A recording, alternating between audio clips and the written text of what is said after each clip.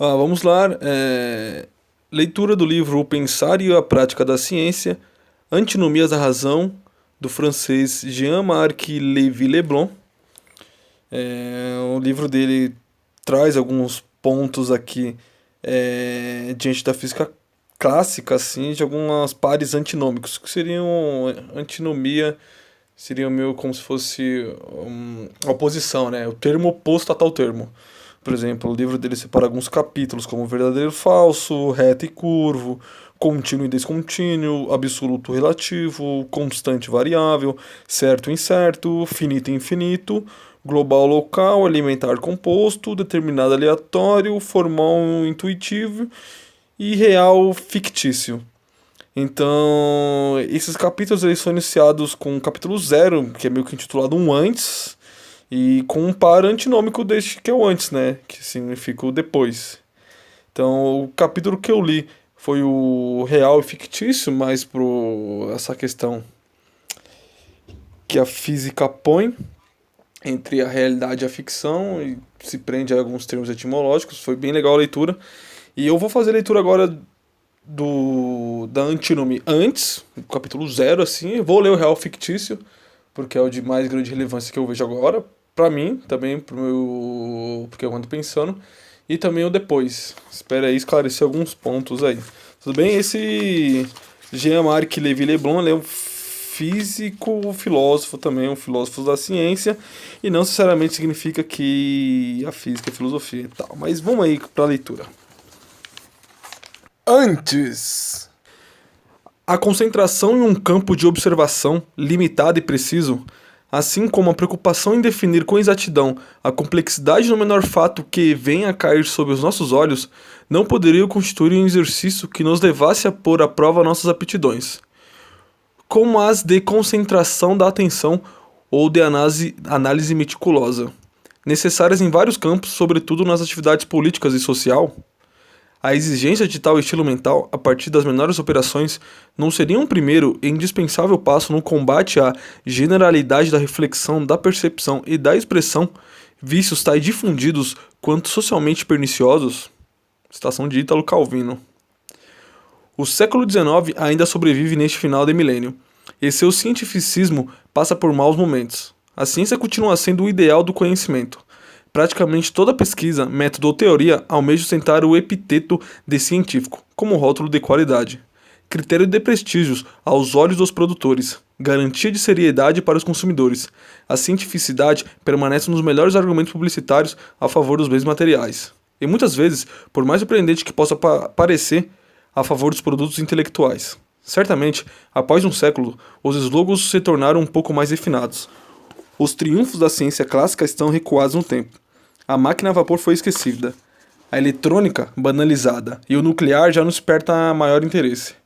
Mas nesse exato momento a biologia veio ocupar o lugar da física, oferecendo um poder técnico absoluto e um progresso social ilusório, assim como metáforas teóricas e paradigmas filosóficos, e até mesmo inspirações estéticas. E esse lugar é disputado também pelas ciências humanas. Quanto aos discursos que recusam essa referência à tecnociência, eles geralmente criam a ilusão de ser possível ignorá-la, ou mesmo se desfazer dela. Conviria adotar uma nova postura, de um certo recuo diante do imperialismo intelectual da ciência, não para negar sua importância ou seu interesse, e tentar inutilmente ocultá-la, mas, ao contrário, para visualizá-la melhor e atribuir um papel adequado na paisagem cultural.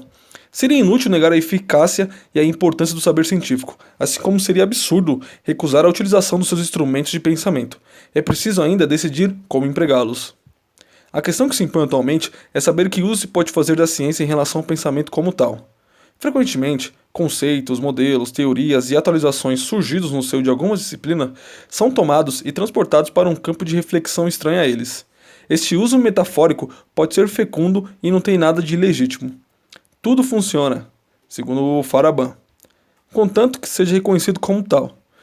Ao se adotar um procedimento desse tipo, perde-se uma das especificidades do trabalho da ciência, o controle de seus instrumentos de pensamento, o domínio de suas condições de validez. Nas ciências físicas, esses condicionamentos são particularmente fortes, amplamente impostos pela formalização matemática. A dispersão pouco criteriosa das noções da física, mesmo que, repetimos, não tenha nada de ilícito em termos de direito, pode vir a desembocar, de fato, em considerações absurdas, ou, o que seria pior, em lamentáveis trivialidades.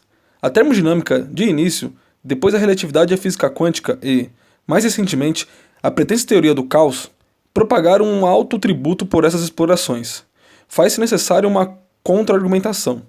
Chegou o momento de uma reflexão sobre as relações entre as teorias científicas e o pensamento comum, para que se analise e critique a transferência pouco criteriosa de conceitos, ou o que é mais comum de simples fórmulas, de um campo para o outro, e se proponha a um novo tipo de vínculo. A precisão, a penetração, a acuidade dos métodos científicos tem por contrapartida inelutável a estreita limitação de sua importância. As ciências analisam o real, submetendo-o às dissecações, destilações, filtrações cada vez mais profundas. Diante da complexidade do mundo, as ciências têm como estratégia isolar progressivamente alguns setores, circunscrever aí fenômenos particulares e especificá-los, sempre mais precisamente, até mesmo idealmente, controlando todas as condições. Essa minuciosa triagem da desordem natural acaba por fornecer almejadas pedras preciosas, sejam elas científicas ou filosóficas. Mas para alguns quilates recolhidos, quantas toneladas de resíduos não são deixadas de lado de serem muito grosseiros, confusos, destituídos de interesse, ou considerados como tal. Os processos finais de seleção, que só retêm um saber propriamente científico, são de uma agudeza e, por conseguinte, de uma fragilidade que impede que se faça deles qualquer outro uso. Os resíduos da experiência cotidiana destroemos totalmente.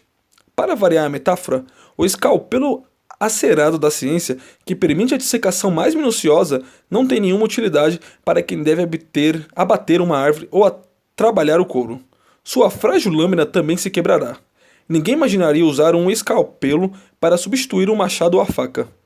Querer estabelecer um método de pensamento global ou fundar uma filosofia geral sobre os resultados, por mais espetaculares que pareçam ser, dessa disciplina científica, e ainda mais sobre uma síntese multidisciplinar impossível, seria tão aberrante quanto procurar constituir uma caixa universal de utensílios que reuniria os do joalheiro e da bordadeira como os do açougueiro e do sapateiro. A concepção e a atualização de instrumentos específicos, cada vez mais diversificados, é uma das características do progresso técnico. Como acreditar que o progresso intelectual possa seguir um caminho inverso?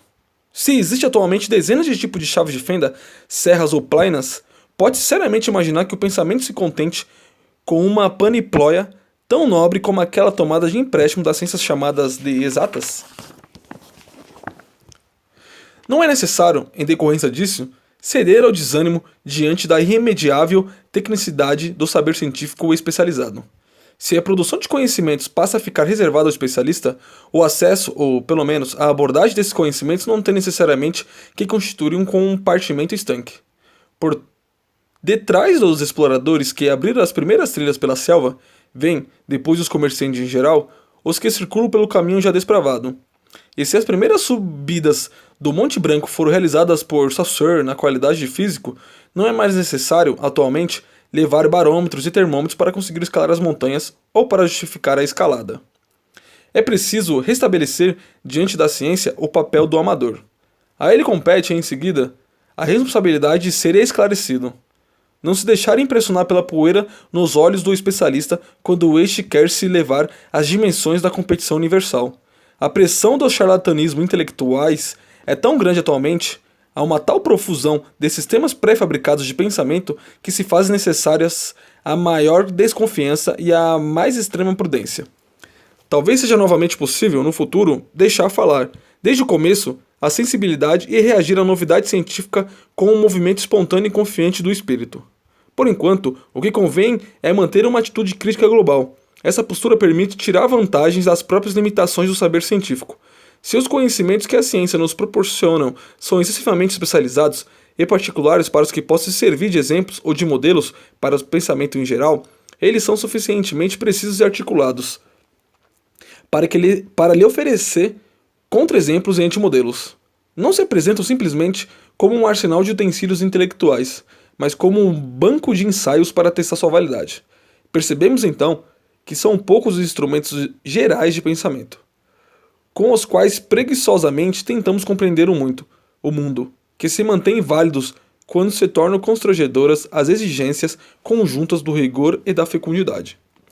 Trata-se de convocar a ciência, no processo intelectual, não mais como o especialista que venha fornecer confortáveis argumentos de autoridade, mas como o contra-especialista que testemunha a fragilidade das conclusões, por mais razoáveis que elas sejam. Nesses tempos de inflação intelectual, convém, sem dúvida, dar mais atenção a essa perspicácia demônio interior que tenta, a todo instante, recusar nosso próprio pensamento pretextando falsidade ou banalidade. A ciência pode ser o advogado desse diabo, no sentido de evitar que pensemos em círculos, providência de que tanto necessitamos. Ao ouvir a ciência, ganharemos o benefício da dúvida. Mas que fornecer ideias prontas, a ciência poderá nos mostrar a dificuldade essencial de um pensamento fechado. A física, nessa perspectiva, tem uma responsabilidade particular. Pode-se esperar que sua relativa primogenitura na família das ciências da natureza favoreça sua elevação a um certo saber crítico. Da mesma forma, um passado mais longo de abusos e de desvios impõe-lhe um sincero exame de consciência. Essa consciência sem a qual a ciência pode produzir tantas ruínas, e não somente da alma. Nesse enraizamento específico, modesto, mas efetivo, em uma disciplina exigente, reside a esperança de uma reflexão pertinente que não se dilua na banalidade. A passagem por uma teoria formalizada que imponha ao pensamento um maior distanciamento poderá permitir-lhe, ao retornar ao ponto de partida, perceber sob uma nova ótica os seus horizontes já tão conhecidos. Esse papel da física é explicitado por Maurice Merleau-Ponty. O sentido da física é nos levar a realizar descobertas filosóficas negativas. Ao mostrar que algumas afirmações que pretendem uma validade filosófica, na realidade, não a possuem. A física destrói alguns preconceitos do pensamento filosófico e do pensamento não filosófico, mas nem por isso constitui uma filosofia. Ela se limita a inventar pontos de vista, para compensar a debilidade dos conceitos tradicionais, mas não coloca conceitos de direito. Ela provoca a filosofia, leva-a a criar conceitos válidos na sua situação. É preciso, sem dúvida, acrescentar que essas descobertas filosóficas negativas são essencialmente experimentais e vêm quase sempre confirmar críticas enunciadas há muito tempo, contra um ou outro método de conceitualização, de análises teóricas clássicas. Daí a necessidade de se mostrar a pertinência dessas críticas no exercício de um pensamento que visa se apropriar do mundo tal qual ele é. Procuramos seguir essa orientação neste livro. É necessário ainda, como nos propusemos ao longo dessas páginas, explicitar esse pensamento por meio de um discurso laico, extraído à força das fórmulas esotéricas que permite à ciência um funcionamento intelectual propriamente maquinal. Porque é verdade, num certo sentido, que a ciência não pensa. O que vem a ser o segredo de sua eficácia. A ciência faz um esforço considerável para não pensar. Ao lançar mão de notáveis máquinas simbólicas e formais que assumem as dificuldades e as fadigas do pensamento, da mesma forma que nossas máquinas domésticas e industriais substituem e prolongam nossas limitadas capacidades físicas. Não se poderia conceber a existência dos computadores, que são máquinas concretas para se calcular e tratar a informação, a não ser a partir de máquinas tão abstratas quanto os formalismos matemáticos e lógicos. Ao aprendermos a efetuar operações intelectuais altamente elaboradas de forma mecânica, tornou-se possível transferir este tipo de execução a máquinas exteriores. De fato, a consideração dos avanços realizados pelos grandes criadores da ciência provoca constantemente um verdadeiro transtorno diante da extrema dificuldade intelectual de suas formações originais. Elas podem ser seguidas, atualmente, pelos nossos espíritos mais humildes somente pelo fato de nos servirmos de técnicas eficazes que nos ajudam a superar os obstáculos epistemológicos fundamentais. Basta comparar a obra de Newton com os procedimentos elementares, a partir de agora, do cálculo integral. Ou a reflexão de Maxwell com os métodos matemáticos da teoria dos campos, e até os estudos de Einstein com a análise sensorial para nos convencermos disso. A ciência é difícil, costuma-se acreditar, e tanto mais difícil quanto mais ela é formalizada. Ao contrário, quanto mais formalizada, ela é mais fácil. A formalização tem como efeito, e também como função, transformar as dificuldades conceituais irredutíveis em dificuldades técnicas passageiras, que podem ser superadas por meio de uma aprendizagem adequada, sobretudo quando os problemas de fundo permanecem. A força e a fraqueza das ciências, ditas exatas, residem simultaneamente em poder evitar que se pense permanentemente. Elas só avançam tanto no território do real ao preço dessa mecanização. De fato, a matematização da física confere-lhe uma notável eficácia, análoga para o pensamento à dos meios de transporte modernos para o corpo. Estamos avançando rapidamente e indo longe, ou melhor, Na verdade, não estamos indo, mas sendo levados. Ao nos deslocarmos, abandonamos toda a responsabilidade e a transferimos à maquinaria material conceitual, ou o avião, ou a equação, e em qualquer dos casos, o computador.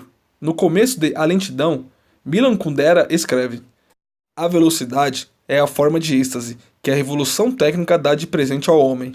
Contrariamente ao motociclista, aquele que corre a pé está sempre presente em seu corpo, sendo obrigado a pensar incessantemente nas bolhas dos seus pés, na sua respiração ao correr. Ele sente seu peso, sua idade, mais do que nunca consciente de si mesmo e do tempo de vida.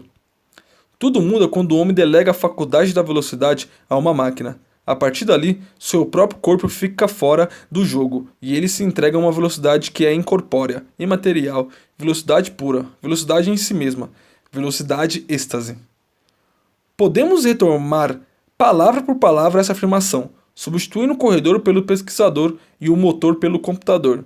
A rapidez dos cálculos eletrônicos oferece as mesmas vertigens que a dos instrumentos mecânicos. A delegação da velocidade à máquina vale a pena. O deslocamento deixa de ser uma viagem. Ele perde sua dimensão de devaneio e exploração. O ganho de tempo e energia não deve ser negligenciado, nem desprezado. É preciso ainda saber reencontrar a aventura para além da rotina, tanto para manter o sentido do movimento, quanto para fazer frente aos inelutáveis acidentes de percurso. E, de qualquer forma, para começar a terminar a viagem. Qualquer que seja seu trajeto, é a pé que você sai de casa e chega ao seu destino. O encontro do outro exige que se diminua a velocidade e se saia do carro. O condutor do automóvel fica provisoriamente, no melhor dos casos, fora da comunidade humana. Da mesma forma, é com imagens, palavras e ideias, e não com nomes, símbolos e fórmulas, que começa e termina. Ou deveria fazê-lo, todo o procedimento científico, sobretudo numa disciplina tão formalizada quanto a física teórica. Desnecessário dizer que a passagem em uma linguagem comum, nem algo que se aceite por não haver nada melhor, não é nenhuma concessão a um desejo maior de comunicação. O grande livro da natureza, diz Galileu, está escrito em linguagem matemática. Esse é certamente um programa radical e fecundo na prática científica. Mas tal enunciado não deve nos iludir. Trata-se, no melhor dos casos, do livro de contabilidade da natureza, não de seu livro de contos. A narração, necessária à compreensão, não pode ser comparada a uma tradução.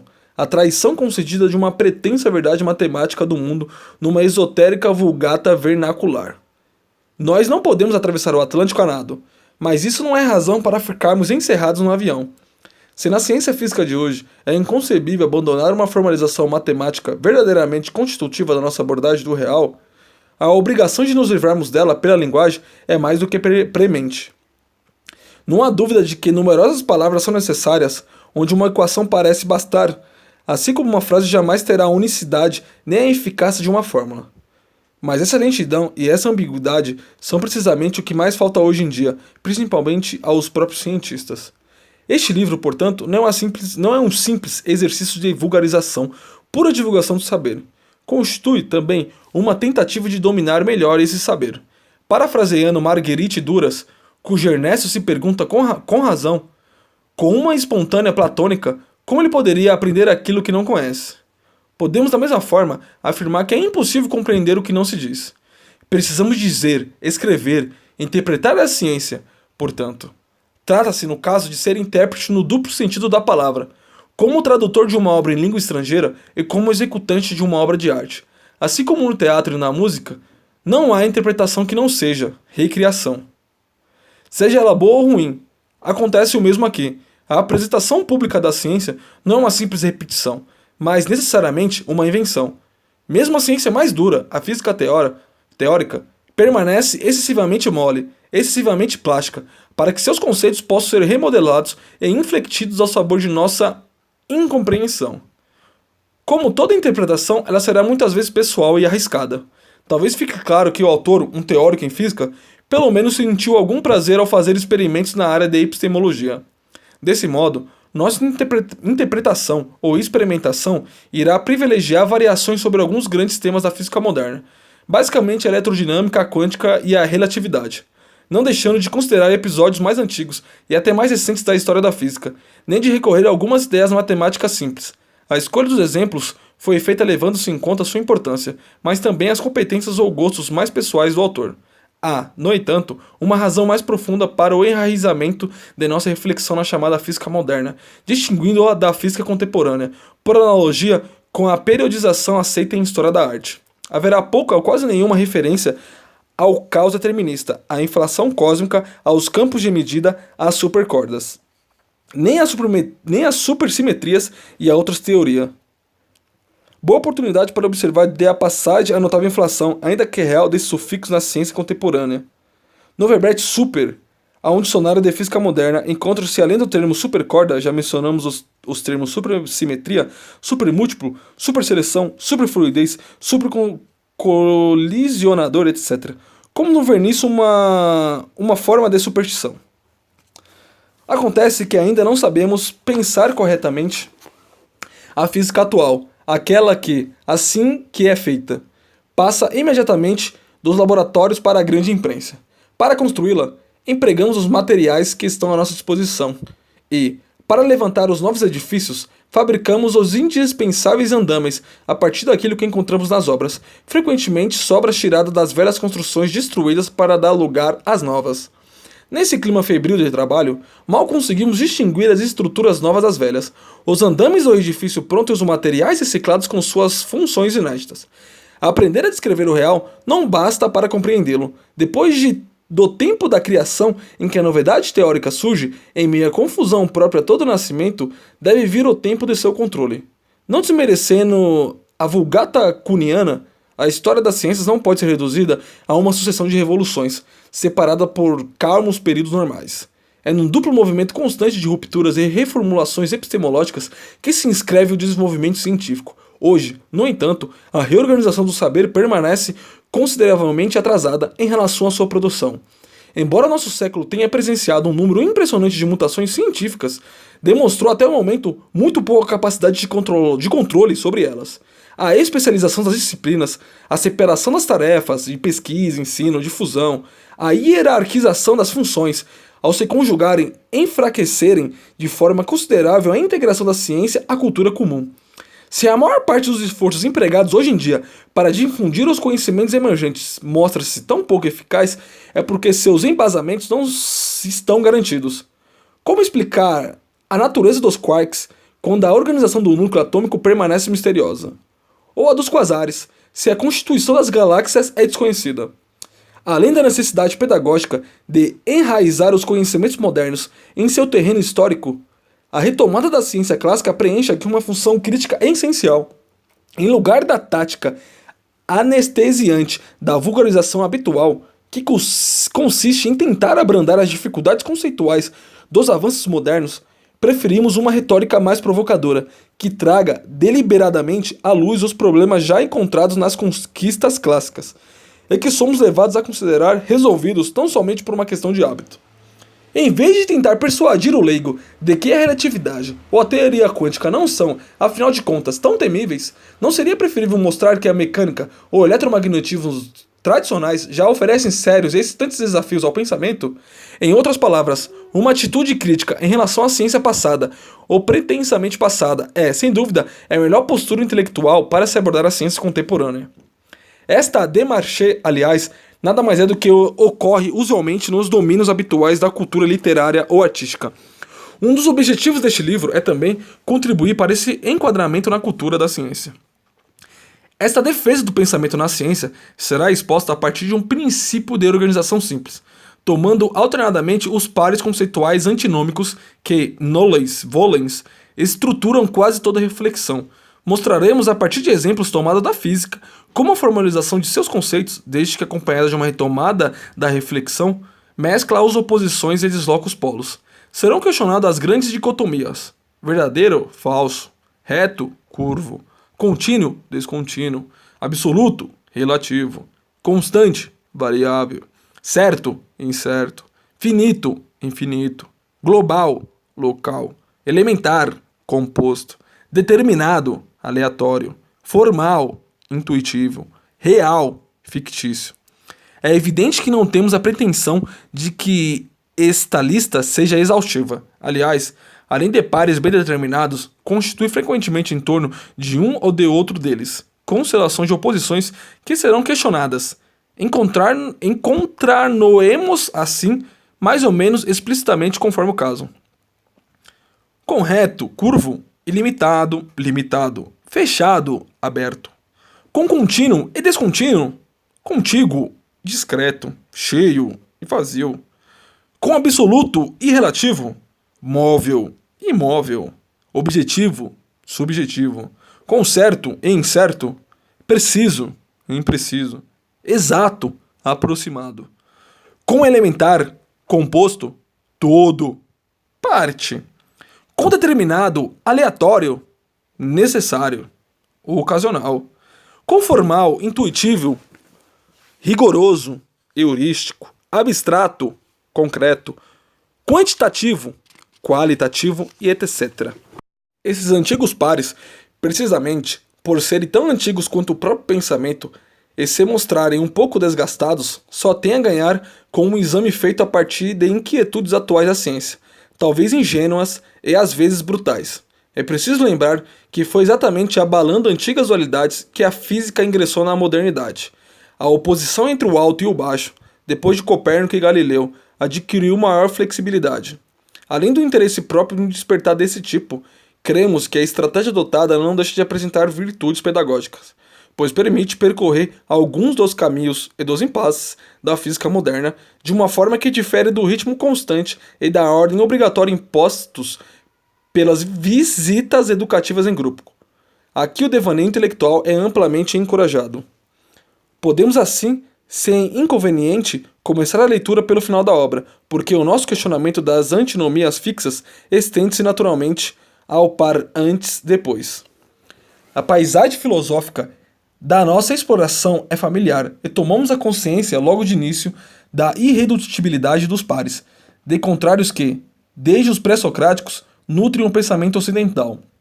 Atribui-se a Pitágoras um quadro de 10 pares antinômicos, como o limitado e o ilimitado, o reto e o curvo, o repouso e o movimento, que mantém sua força depois de 2 milênios e meios. Resta mostrar concretamente os limites de sua pertinência. Mais do que as antinomias da razão pura, são as da razão impura, em sua praxe, as que nos interessam. Depois, de duas uma, a outra é o Sol. Jacques Prévert. A maior parte das obras de reflexão sobre a ciência procura propor uma análise positiva, uma interpretação epistemológica que se integre harmoniosamente em um quadro filosófico mais geral e, se possível, o apoio da autoridade que ainda é oferecida pelo saber científico. Não foi esse, certamente, o objetivo dessas páginas. Frequentemente, aliás, sob a aparência de uma grande reconstrução, a ciência é utilizada como uma fachada superficial. Numa concepção mais cética, como um decapante intelectual, e não como um verniz, a que contribuição à física foi aqui colocada, Maurice Merleau-Ponty, já citado no início dessa obra, insistia nessa forma de relação entre ciência e filosofia. A ciência só está apta a fazer descobertas filosóficas negativas, a nos dizer aquilo que o espaço e o tempo não são, mas desde que se compreenda que essas negações não devem ser tomadas como afirmações mascaradas. A ciência não traz consigo a ontologia, nem mesmo sob uma forma negativa. Ela tem somente o poder de destituir de pseudo-evidências seu pretenso caráter de evidência. E de precisar, ao interrogar a ciência, a filosofia se beneficiaria de encontrar certas articulações do ser que seriam mais difíceis de descobrir de outra forma. No entanto, deve-se fazer uma ressalva sobre o uso filosófico das descobertas científicas. O filósofo, que não tem um traquejo profissional da técnica científica, não saberia intervir no terreno da pesquisa indutiva para, aí, fazer os cientistas decidirem. É na verdade que seus debates mais gerais não decorrem da indução, como mostram suas irredutíveis divergências. Nesse nível, os cientistas tentam se exprimir por meio da linguagem e, no final das contas, passam para a filosofia. Isso não autoriza os filósofos a reservarem para si a interpretação final dos conceitos científicos. Eles não podem também exigi-la dos cientistas, que não a possuem, pois a estão discutindo. Entre a suficiência e a capitulação, resta encontrar a atitude correta para os filósofos. Ela consistiria em perguntar à ciência não o que é o ser, A ciência calcula no ser, e seu procedimento constante é supor como conhecido o que é desconhecido. Mas aquilo que ele certamente não é. Em entrar na crítica científica das noções comuns, aquém da qual a filosofia, em qualquer hipótese, não conseguiria se estabelecer. A ciência faria, como se diz a respeito dos físicos, descobertas filosóficas negativas. É esse, na verdade, o propósito deste livro. Divulgar, como se dizia antigamente, comunicar, como se diz hoje em dia, partilhar, como se dirá amanhã, não tanto as descobertas científicas positivas da filosofia moderna, mas suas descobertas filosóficas negativas. Para além da diversidade dos temas evocados, quer se trate da estrutura do tempo e espaço, da natureza da matéria, das formas da conceitualização, dos princípios da argumentação, do estatuto da convicção, uma dessas descobertas nos serviu de fio condutor, a da adequação limitada da linguagem comum, em sua referência obrigatória às dicotomias conceituais e ao conhecimento científico da natureza. Porque é exatamente a linguagem que forma e conduz as noções comuns que Merleau-Ponty nos sugere submeter à crítica da ciência. Mas há o grande risco de se oscilar de uma contestação indubitável. A linguagem comum não basta para o desenvolvimento de um conhecimento científico preciso, para um juízo de valor. Na ciência, a linguagem comum deve ceder vez ao formalismo. Os poetas se aperceberam do perigo. Leopold escrevia, em 1820, as palavras, como observou Beccaria em seu Tratado do Estilo, não apresentam a única ideia do objeto significado, mas também um número maior ou menor de imagens acidentais. O mais alto valor da linguagem reside no fato dela ser feita de palavras. Os vocábulos das ciências oferecem tão somente a ideia nua e limitada de tal ou qual objeto, trata-se efetivamente de termos, pois eles determinam e definem a coisa em todos os sentidos. Quanto mais uma língua é rica em palavras, mais ela presta à literatura e à beleza, e quanto maior for a abundância de termos, menor é o caso. Essas são coisas bem diferentes da adequação das palavras e da nudez dos termos. E se a primeira confere a eficácia e evidência ao discurso, a segunda só lhe traz aridez. Como para lhe dar razão, Laplace acabava de se entregar em seu ensaio filosófico sobre a teoria das probabilidades, decididamente copioso, a arriscada tarefa de parafrasear em palavras, ou, mais exatamente em termos, certas fórmulas da teoria das probabilidades, com a vã esperança de que, assim, a sua compreensão fosse mais adequada para leitores leigos do que por meio de sua formulação em simbolismo matemático. Eis um exemplo dos mais simples. A probabilidade de erros que cada elemento deixa ainda a recear é proporcional a um número cujo logaritmo hiperbólico é a unidade elevado a uma potência igual ao quadrado do erro, tomado ao negativo e multiplicado por um coeficiente constante que pode ser considerado como um módulo da probabilidade dos erros. É difícil imaginar como, a menos que estivesse familiarizado de antemão com a fórmula que procura obter, que no caso seria meio que probabilidade em função do tempo, igual ao exponencial elevado a menos at ao quadrado, alguém estaria apto a compreender essa algaravia, que, além de tudo, é extremamente incorreta, por se tratar de uma densidade de probabilidade e não de uma probabilidade.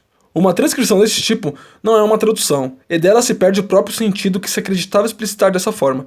Daí se justifica a citação maliciosa das anotações de Leonard.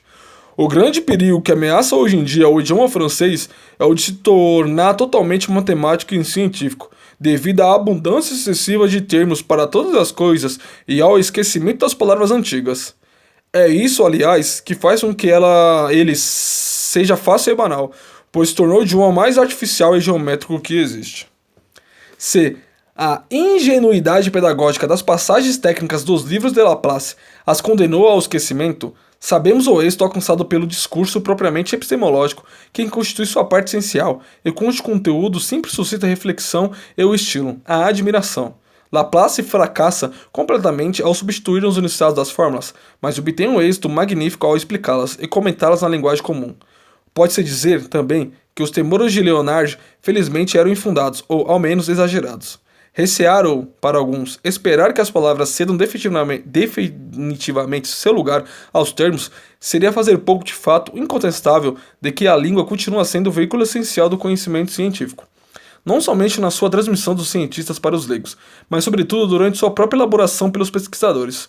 Se os finos instrumentos usados pelo joalheiro ou pela rendeira, em sua especialidade, são indispensáveis em suas criações, isso só enaltece o papel da mão humana que os maneja. Por mais que a ciência seja formalizada, ela não pode dispensar em linguagem comum. É no espaço entreaberto para sempre que separa o cálculo e a palavra que o pensamento pode se manifestar, por meio da narração, da metáfora, do imaginário. Acrescentemos que, por não partilhar as ideias ainda pouco comuns da ciência, é como fazê-lo a não ser com as palavras em uso nesse meio, só que com o inconveniente, certamente, deles atribuir sentidos novos. Todo investimento feito no conhecimento corre o risco de desmoronar, mas não se poderia compreender de outra forma a não ser se fazendo compreender, ensinar e aprender.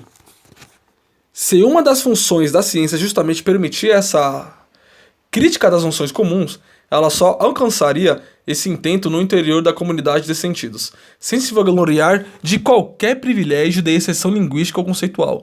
Até o piloto do Concorde se desloca comumente a pé. Resta compreender essa pregnância da dicotomia em nossa conceitualização. Uma solução tentadora seria ver aí a manifestação de uma dialética da natureza, e conceber o real como portador por essência de contradições objetivas. Ao seguir por essa linha, passamos rapidamente, e quase sempre sem nos darmos conta, de um pretenso materialismo dialético a um idealismo absoluto. Afinal, para se afirmar que a contradição é constitutiva do real, é preciso começar por colocar a existência efetiva dos seus termos.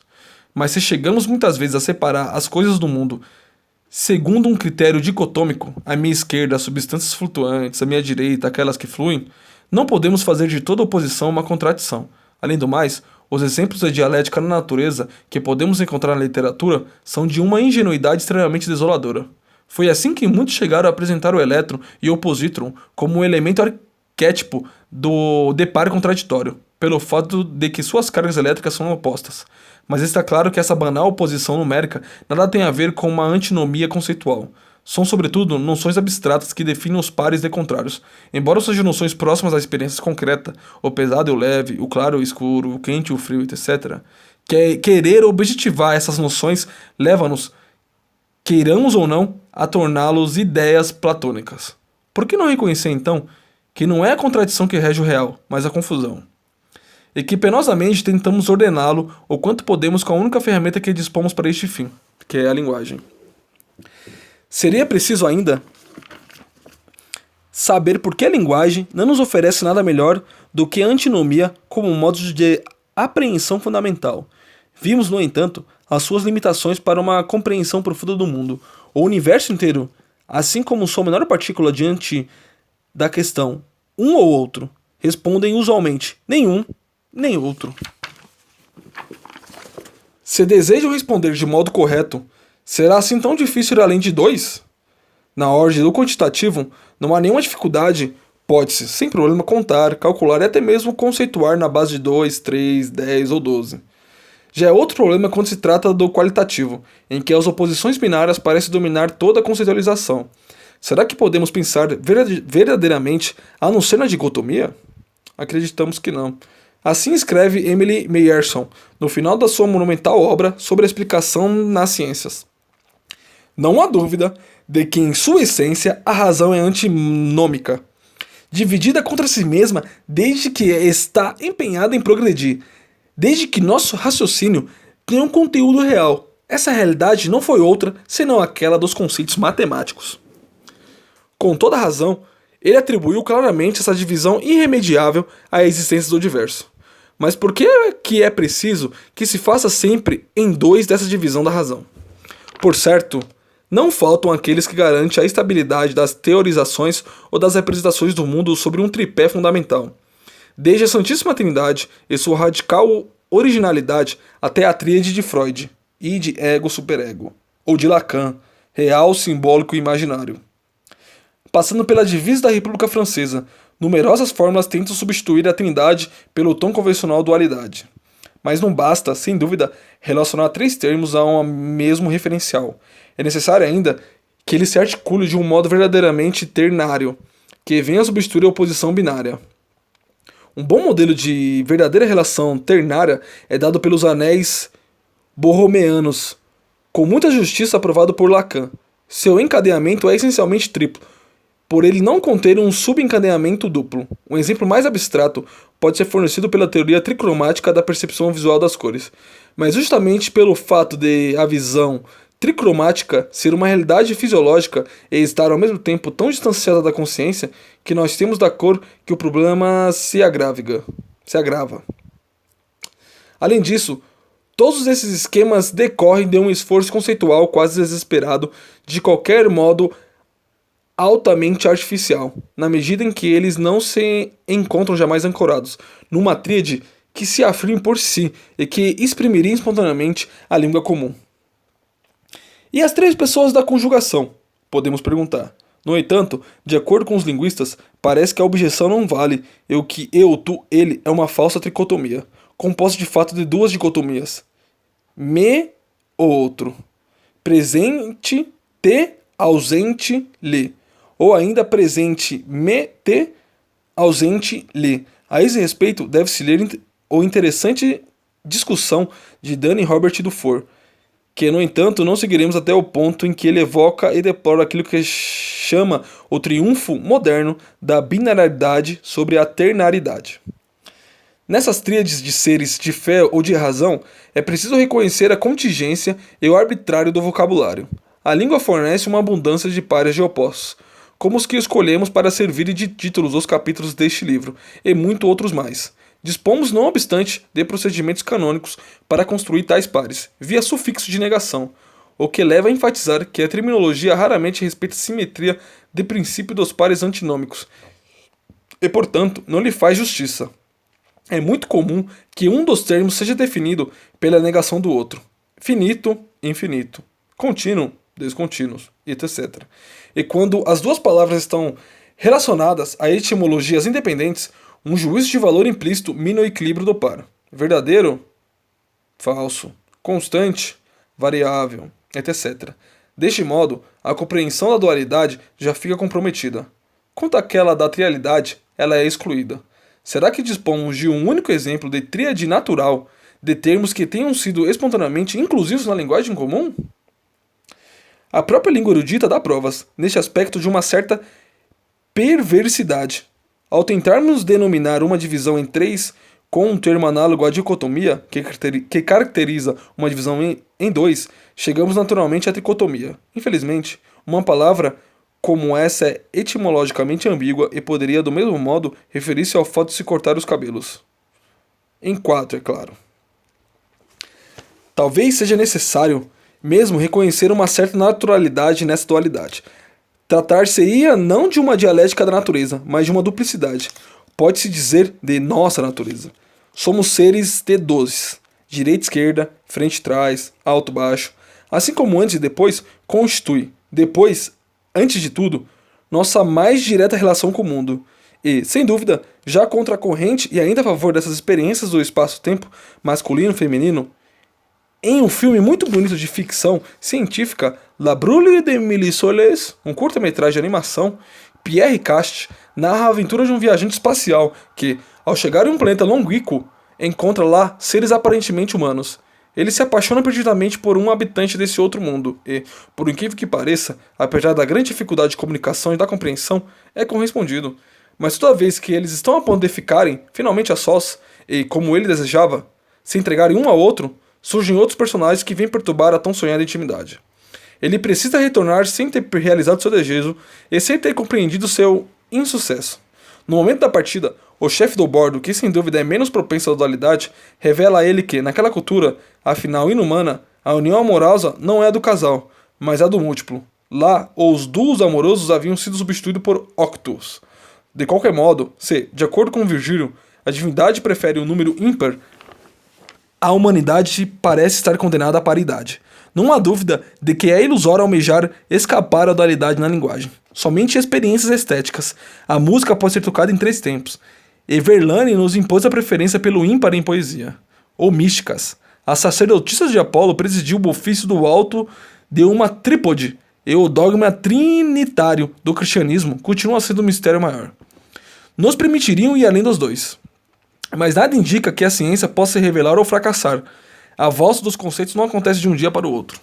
Resta Assim, aceitar as dicotomias. Ainda é preciso resistir à tentação permanente de transformá-las em alternativas e, nolens volens, queiramos ou não, vir a privilegiar um dos termos, ao que a língua já costuma induzir pela dissimetria ao exprimir os termos do par.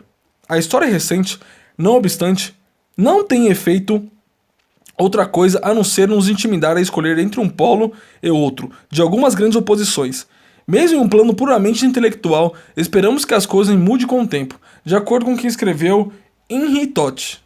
Podemos identificar hoje, na época moderna, a pretensão e a aspiração a interpretar e julgar as obras do espírito, tomadas em sua totalidade na perspectiva de alternativas bem definidas. O verdadeiro, o belo, o bem, opõe-se ao falso, ao feio, ao mal. O absoluto ao relativo, a certeza e a incerteza, o exato ao aproximado, a demonstração à especulação, o necessário ao arbitrário, o factual ao fictício, a ordem ao caos, a estabilidade à decomposição, o construtivo ao decadente, o progressivo ao reacionário, a argumentação ao pré-julgamento, o saber à fé. Da mesma forma, a ciência, a teologia, a metafísica e a arte, ou em termos quase idênticos, o bom senso ao contrassenso, a razão ao irracional, a experiência reproduzível à revelação mística, em suma, a República das Luzes ao Reino das Trevas, mas um setor da cientificidade que pouco a pouco se amplia com a absorção do domínio da praxis política, essas oposições adquiriram rapidamente conotações éticas. A verdade era sempre bela ou boa. O pós-moderno rejeita, e já rejeitava há muito tempo num passado em que ostentava outros nomes próprios e impróprios, todas as alternativas do modesto como sendo ineficazes. Elas se mostram inadequadas para aprender os fatos engendrados pelo trabalho do espírito, e menos aptas ainda para compreendê-los. Em virtude dessa nova atitude, é que a rejeição da crença no absoluto da cientificidade não conduz ao niilismo epistemológico. Ao saber, não se mostra mais incompatível com a fé, nem a demonstração com a especulação. O rigor dedutivo e a fantasia poética não são mais necessariamente inconciliáveis. Arte e ciência não se encontram mais na situação de duas culturas antagônicas. A recusa em aceitar a tirania de uma verdade única não obriga a escolher o relativismo gnoseológico, a abolição do poder epistêmico da necessidade imanente e da certeza objetiva não leva à instauração do arbitrário subjetivo.